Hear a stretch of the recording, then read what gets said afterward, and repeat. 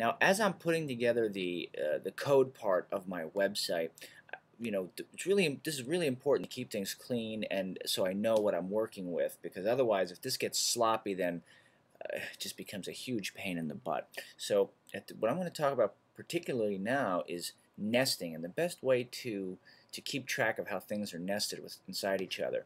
So far I've just been creating a div and then closing that div, and that's basically what my wireframe template over here represents. Right here's one div, it's opened and it's closed because that's what the box is telling me, but I already put all these up to navbar, but now I have container, and inside of container I have two different elements. I have breadcrumbs and main content, and then inside of main content I have three different div elements. So I got to be careful when I'm putting this together in my code.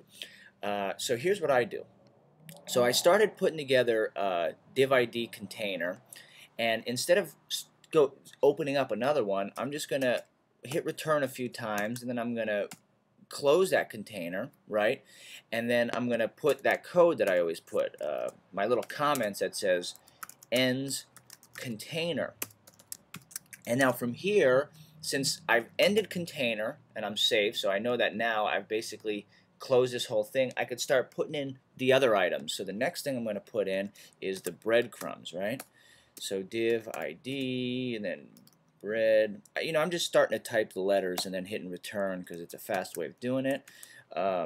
Put in P, and then I could just, again, I'm just putting in the P and that kind of stuff, the paragraph, naming the divs just for myself, so when I look at them in design view, I'm sure that everything's the way I want it to be. I'm going to end up deleting it later, but it helps me.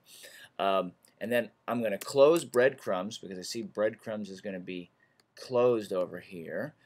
Let's see. So I just close that out. Ooh. Notice div container over here. I have an issue with this because it's out of color, but that's one thing at a time. And then I could make sure that I put my little comment at the end that says ends breadcrumbs, and I save it. See, I already have somewhat of an issue over here. I can't seem to figure out what it is, because this text is all black when it should be blue like that. So what have I done wrong here? Okay, alright, nothing. Alright, that's good. That was just a little glitch.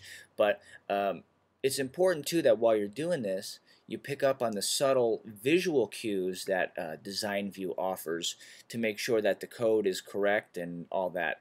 And I keep on saying it, I know this isn't the fun part, and the fact that it's boring makes it even worse, because the fact that you're bored and you're just doing this means you're more likely to stop paying attention and make some silly mistake that when you're pulling your hair out because something isn't aligning properly in CSS and you're screwing around with all your CSS preferences, your error actually ends up lying in something stupid like a missing bracket that's going to kill the entire div.